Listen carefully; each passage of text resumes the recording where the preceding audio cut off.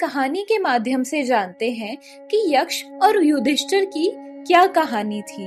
यक्ष ने युधिष्ठिर से ऐसे क्या प्रश्न पूछे जिनके कारण युधिष्ठिर अपने चारों भाइयों को बचा पाया। राधे राधे, मेरा नाम है निकिता शर्मा और आप सभी का स्वागत है महाभारत की इस श्रृंखला में। पांडवों के वनवास की अवधि पूरी होने को ही थी। 12 वर्ष समाप्त होने में कुछ ही दिन शेष थे। इन्हीं दिनों एक निर्धन ब्राह्मण की सहायता करने के लिए पांचों भाई जंगल में काफी दूर तक निकल आए थे। वे सभी थके हुए थे और प्यासे भी थे। युधिष्ठिर नकुल से बोले, नकुल जरा पेड़ पर चढ़कर तो देखो, कहीं कोई जलाशय दिखाई देता है क्या? नकुल ने पेड़ पर चढ़कर देखा और बताया, कुछ दूरी पर हरे भरे पौधे दिखाई दे रहे हैं, लगता है वहीं पानी है, मैं अभी पानी लेकर आता हूँ। यह कहकर नकुल पानी लेने चला गया। वह दोनों हाथों की अंजुरी में पानी भरने ही वाला था कि आवाज आई, माद्री पुत्र दुस्साहस न करो, यह जलाशय मेरे अधीन है, पहले मेरे प्रश्नों के उत्तर दो फिर पानी पीना। उसे इतनी प्यास लगी थी कि उसने उस आवाज की परवाह नहीं की। पानी पीते ही उसे चक्कर सा आया और वह वहीं गिर पड़ा। देर तक नकुल के न लौटने पर युधिष्ठिर चिंतित हो गए और सहदेव को भेजा, किंतु सहदेव के साथ भी वही घटना घटी जो नकुल के साथ घटी थी। जब सहदेव भी बहुत देर तक नहीं आया तो अर्जुन उस सरोवर के पास गया। दोनों भाइयों को मृत अवस्था में देखकर अर्जुन ने उस वाणी पर शब्द भेदी बाण चलाया, पर उसका भी कोई फल न निकला। अर्जुन भी पानी पीते ही अचेत होकर गिर पड़ा। अब भीम जलाशय की ओर बढ़ा। भीम भी पानी पीते ही ढेर हो गया। अब चारों भाइयों को खोजते हुए युधिष्ठिर जलाशय की ओर चल पड़े। वहां उन्होंने देखा कि उनके चारों भाई मृत अवस्था में पड़े हैं। उन्हें भी वह वाणी सुनाई दी, सावधान, तुम्हारे भाइयों ने मेरी बात न मानकर सरोवर से पानी पिया था। यह सरोवर मेरे अधीन है, पहले मेरे प्रश्नों के उत्तर दो फिर पानी पीकर प्यास बुझाना। युधिष्ठिर समझ गए कि यह कोई यक्ष बोल रहा है। युधिष्ठिर ने प्रश्न पूछने के लिए कहा। यक्ष ने कई प्रश्न पूछे जिनके उत्तर युधिष्ठिर ने ठीक ठीक दिए। यक्ष के प्रश्न और युधिष्ठिर के उत्तर इस प्रकार थे। यक्ष ने प्रश्न पूछा, मनुष्य का साथ कौन देता है? तो युधिष्ठिर ने उत्तर दिया, धैर्य ही मनुष्य का साथ देता है। यक्ष ने फिर प्रश्न किया, वह कौन सा शास्त्र है जिसका अध्ययन करके मनुष्य बुद्धिमान होता है? युधिष्ठिर का उत्तर था, ऐसा कोई भी शास्त्र नहीं है, महान लोगों की संगति से मनुष्य बुद्धिमान बनता है। यक्ष ने प्रश्न किया, भूमि से भारी क्या है? युधिष्ठिर ने उत्तर देते हुए कहा, संतान को कोख में धारण करने वाली माता भूमि से भारी होती है।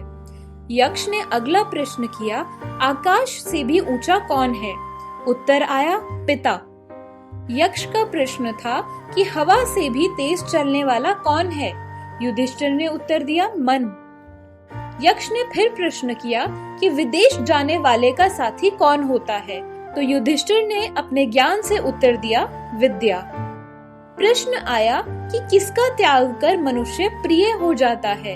युधिष्ठिर ने उत्तर दिया, अहम भाव से उत्पन्न गर्व को त्याग कर।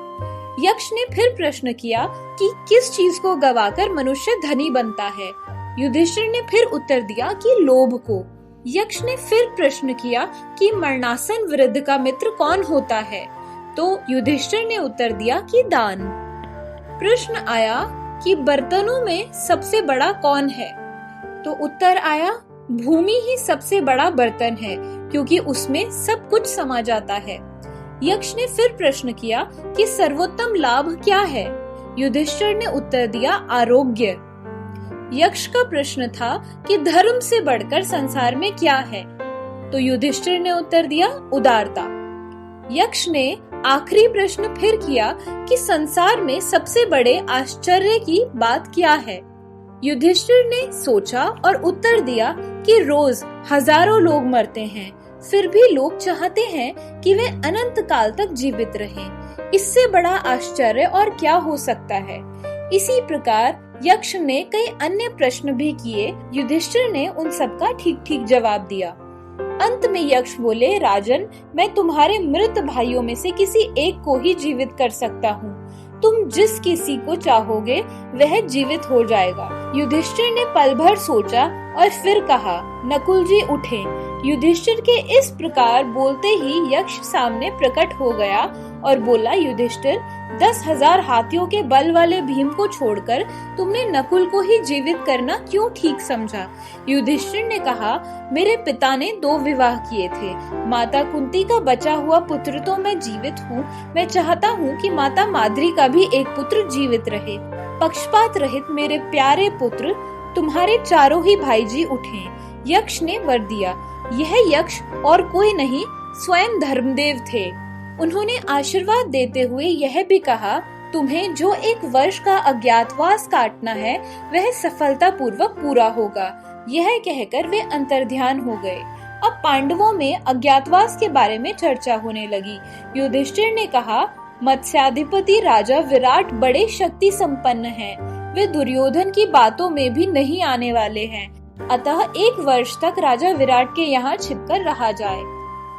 अगर आपको हमारी ये महाभारत की श्रृंखला पसंद आ रही है तो हमारे साथ जुड़े रहिए और अपना प्यार देते रहिए। मिलते हैं अगली वीडियो में।